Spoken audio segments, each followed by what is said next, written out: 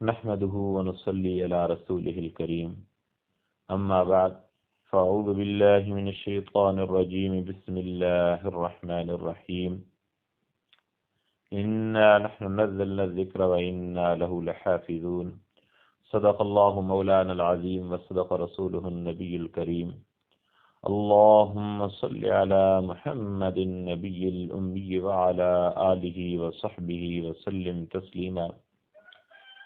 محترم سامعین کرام، اللہ جل شانہ کی ذات کا میرے اور آپ کے اوپر بلکہ پوری کائنات کی ہر چیز کے اوپر اس ذات بابرکات کی بے شمار بے حد و بے انتہا رحمتیں اور اس کا فضل و کرم ہے۔ اس کی ان رحمتوں اور فضل و کرم کے شکر کا تقاضا یہ ہے کہ ہم سب کے سب صحیح معنوں کے اندر اللہ کریم کی حقیقی بندگی کرنے والے حقیقی بندے بن جائیں۔ محترم سامعین، اکثر یہ سوال پوچھا جاتا ہے کہ ہم قرآن مجید حفظ کرنا چاہتے ہیں، ہم کر سکتے ہیں یا نہیں کر سکتے؟ ہم اپنے بچوں کو حفظ کرانا چاہتے ہیں تو اس کا کیا طریقہ کار ہے؟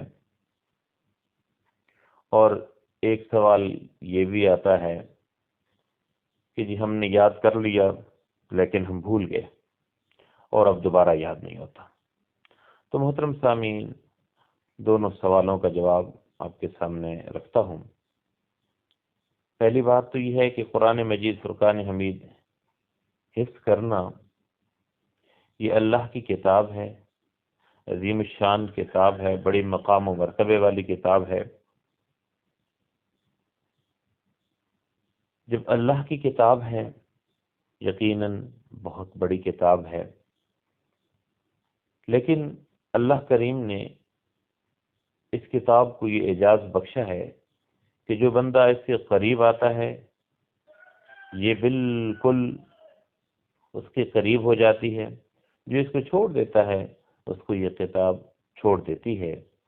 تو محترم سامعین، قرآن مجید فرقان حمید کسی بھی وقت یاد کیا جائے تو انشاءاللہ یہ یاد ہو جائے گا۔ اس کے لیے سب سے پہلی بات تو آپ نیت کر لیں۔ کہتے ہیں نیت صاف منزل آسان، اور قرآن مجید فرقان حمید کے اندر اللہ کریم فرماتے ہیں والذین جاہدوا فینا لنہدینہم سبلنا، جو ہمارے راستے کے اندر کوشش کرتے ہیں تو ہم ان کے لیے راستے آسان کر دیتے ہیں، یعنی راستے دکھا دیتے ہیں۔ تو اب اگر جو بندہ کوشش کرے گا، اس کے اندر سب سے پہلے نیت کو صاف کر لیں، پھر اللہ کریم سے مانگیں، اس کے لیے اہتمام کریں، نوافل کا اہتمام کریں، اللہ سے مانگنے کا اہتمام کریں۔ اور تیسری بات کہ قرآن مجید فرقان حمید کی جو عظمت و اہمیت ہے اس کو دل کے اندر بٹھائیں، قرآن کی اور جس سے بھی آپ علم حاصل کر رہے ہیں اس چیز کی قدر کریں۔ جب اس چیز کی آپ قدر کریں گے، احترام کریں گے، ادب کریں گے تو وہ چیز آپ کے ذہن میں بیٹھ جائے گی۔ اب پہلی بات تو یہ ہو گئی کہ نیت صاف ہو، اللہ کی رضا کے لیے ہو۔ تو محترم سامعین، آپ کے سامنے عرض کر رہا تھا کہ دوسری بات یہ ہے کہ اللہ کریم سے مانگیں، تیسری بات یہ ہے کوشش کریں، اور چوتھی بات یہ ہے کہ ادب و احترام کو ملحوظ خاطر رکھیں۔ جو علم آپ حاصل کر رہے ہیں اس کی قدر و قیمت کا آپ کو اندازہ ہونا چاہیے۔ جیسا کہ حدیث کے اندر آتا ہے، حافظ قرآن کو کہا جائے گا جیسے دنیا کے اندر تو قرآن مجید فرقان حمید پڑھتا تھا، ایسے ہی پڑھتا جا اور درجوں کے اوپر چڑھتا جا، یہ اس کے لیے اعزاز ہے۔ اور حدیث کے اندر آتا ہے کہ اس کے والدین کو ایسا تاج پہنایا جائے گا جس کی روشنی اس سورج کی روشنی سے زیادہ ہوگی۔ پھر اس حافظ کا کیا مقام و مرتبہ ہوگا، پھر اس حافظ کا کیا مقام و مرتبہ ہوگا۔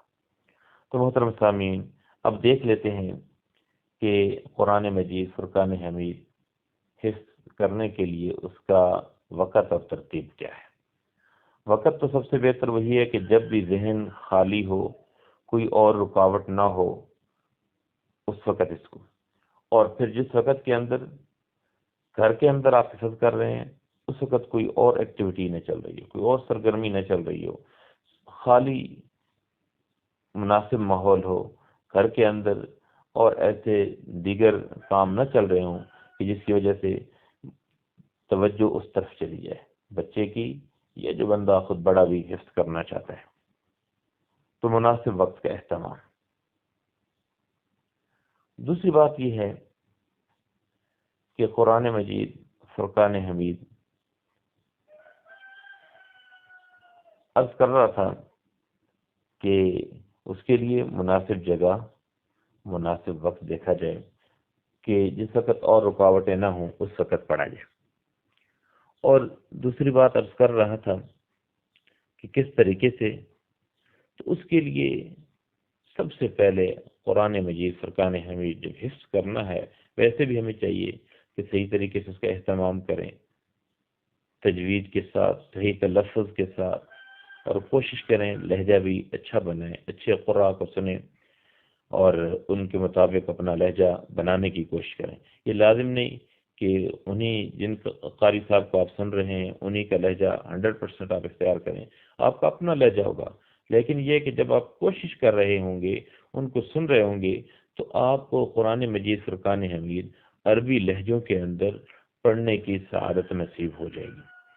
تو دوسری بات عرض کر رہا تھا کہ اس کے لیے کوشش کریں کہ قاعدہ جو ہے اس کو اچھے طریقے سے پڑھیں، کسی اچھے استاد کے پاس سامنے جا کر، یا کسی بھی طریقے سے آپ پڑھ سکتے ہیں۔ آج کل جدید دور ہے، اس کے اندر جدید جتنی یہ چیزیں ہیں ان کا استعمال کر سکتے ہیں آپ، یوٹیوب کا استعمال کر سکتے ہیں، یا اور جتنے اسکائپ کے ذریعے لوگ پڑھ رہے ہیں، یا دیگر جو چیزیں ہیں، ان ساری چیزوں کو، جتنے بھی جدید طریقے ہیں ان کو آپ استعمال کر سکتے ہیں۔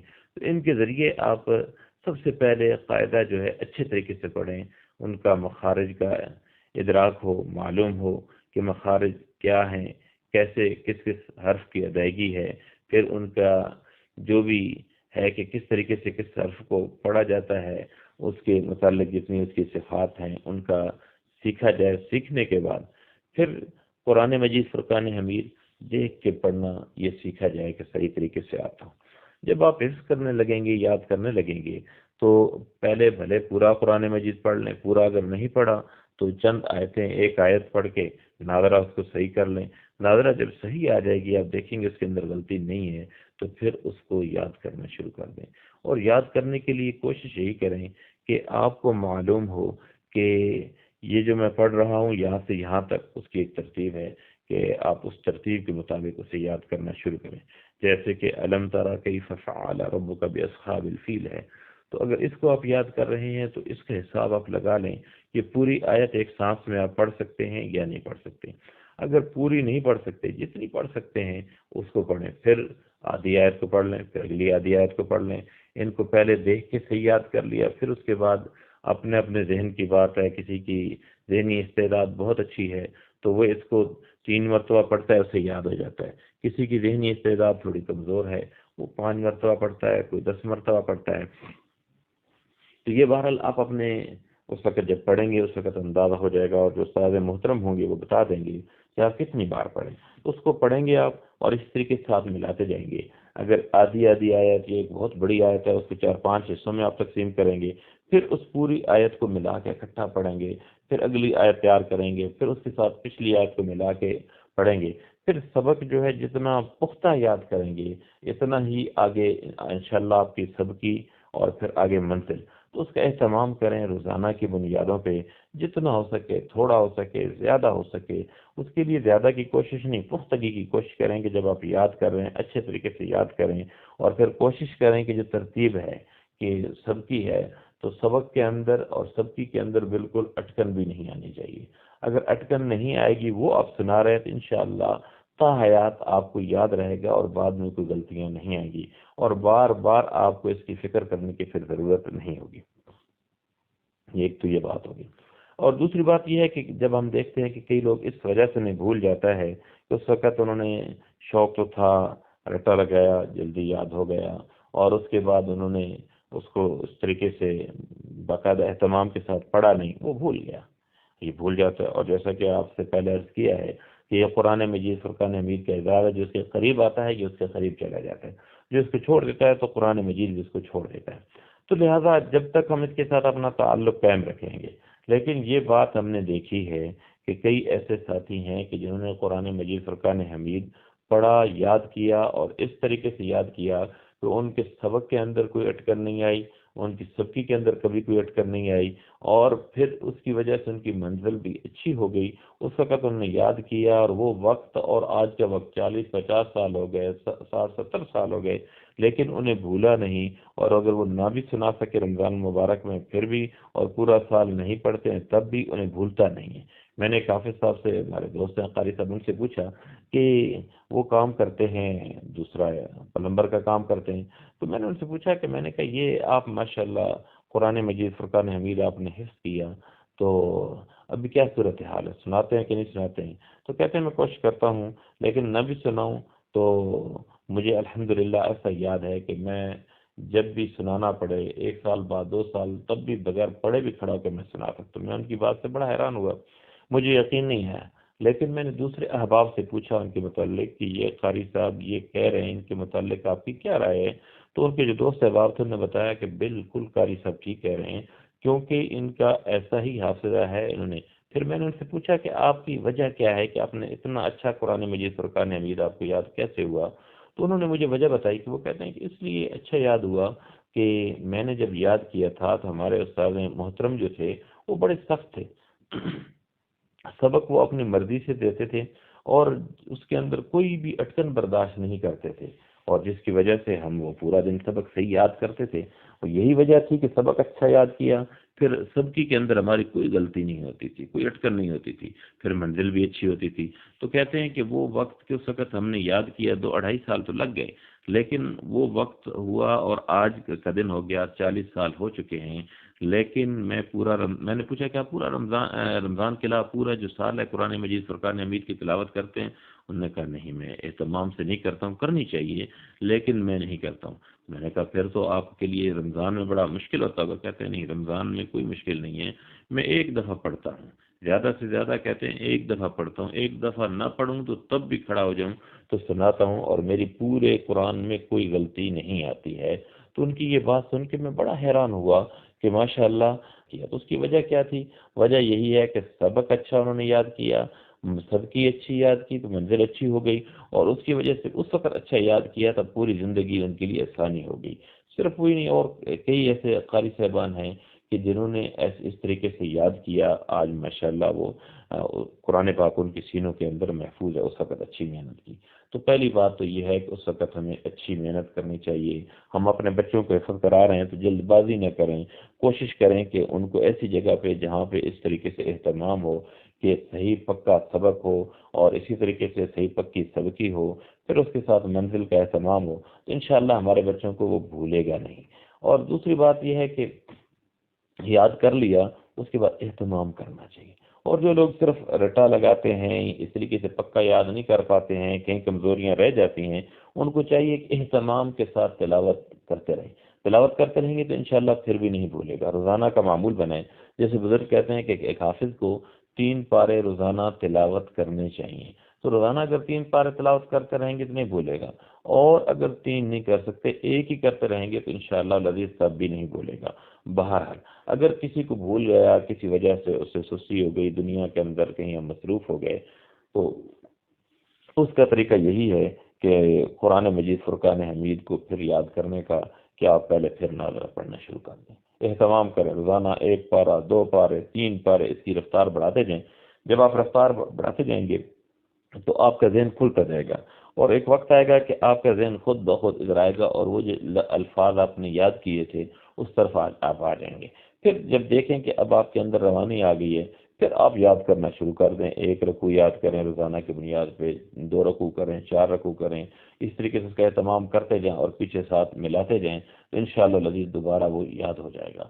یعنی دوبارہ یاد کرنا، بعض لوگ کہتے ہیں کہ بہت مشکل ہے، مشکل نہیں ہے، صرف بات توجہ کی ہے۔ جب ہم توجہ دیں گے تو انشاءاللہ قرآن پاک دوبارہ ہمارے پاس آ جائے گا۔ اور اگر ہم قرآن مجید فرقان حمید کو توجہ دینا چھوڑ دیں گے، اس کی طرف ہم اپنی توجہ نہیں کریں گے، تو اس کا کیا ہوگا کہ پھر یہ قرآن مجید فرقان حمید دوبارہ ہمیں بھول جائے گا۔ تو اس لیے گزارش یہ ہے کہ جو بندہ بھی اپنے بچے کو حفظ کرانا چاہتا ہے یا خود حفظ کرنا چاہتا ہے، بڑی عمر کا ہے تب بھی کوئی حرج نہیں ہے کہ یہ کہا جائے کہ بڑی عمر کے کئی لوگوں نے حفظ کیا ہے ماشاءاللہ۔ کئی لوگ، ہمارے ایک استاد محترم تھے اسکول کے اندر، تو وہاں سے ریٹائرڈ ہوئے، اس کے بعد انہوں نے حفظ کیا۔ تو بہت سارے لوگ ایسے موجود ہیں کہ جنہوں نے زندگی کے جب بڑا وقت آ گیا، یعنی زندگی کے ان کے 50-60 سال ہو گئے، تو انہوں نے اس وقت بھی یاد کیا، لیکن وہ ضرور مشکل ہے، وہ اس وقت یاد کرنا مشکل ہے۔ لیکن ایک بات یاد رکھیں کہ جب کبھی شوق ہو کسی کے اندر، تو اس کے آگے کوئی چیز بھی مشکل نہیں ہوتی ہے۔ تو بچے کے اندر سب سے پہلے ذوق و شوق پیدا کریں۔ جب ذوق و شوق ہوگا اور اس کو ترغیبات دیں، ایسی چیزیں رکھیں کہ بیٹا آپ ایک پارہ حفظ کریں گے اور بغیر غلطی کے ہوگا تو آپ کو یہ انعام ملے گا، اسی طریقے سے اتنے کریں گے تو اس کے اوپر یہ ہوگا، اتنے کریں گے تو اس کے اوپر یہ ہوگا۔ جب یہ کر رہے ہوں گے تو انشاءاللہ العزیز اس کی وجہ سے بچہ صحیح ذوق و شوق سے پڑھے گا، اور اسے یہ کہیں کہ بیٹا سبق کے اندر غلطی نہیں آنی چاہیے، سب کی کے اندر غلطی نہیں آنی چاہیے۔ اس کے قاری صاحب کو بھی کہیں کہ ہمیں کوئی جلد بازی نہیں ہے، آپ ان کو اہتمام فرمائیں کہ ان کی سبق کے اندر، سب کی کے اندر بالکل غلطی جو آپ اٹکن تک برداشت نہ کریں۔ جب ایسا ہوگا تو انشاءاللہ وہ بچہ اچھا یاد کرے گا اور آگے آنے والی زندگی میں اس کو پریشانی نہیں ہوگی۔ اگر کہیں غلطی ہو گئی تو پھر بھی مسئلہ نہیں ہے، اس کا اہتمام کیا جا سکتا ہے کہ وہ روزانہ کی بنیاد پہ وہ بندہ اہتمام کرے پڑھنے کا، تو انشاءاللہ العزیز اسے یاد ہو جائے گا۔ اگر کسی کو بھول گیا ہے، اس کا یہ مطلب نہیں ہے کہ اب دوبارہ یاد نہیں کر سکتا ہے، دوبارہ یاد کر سکتا ہے۔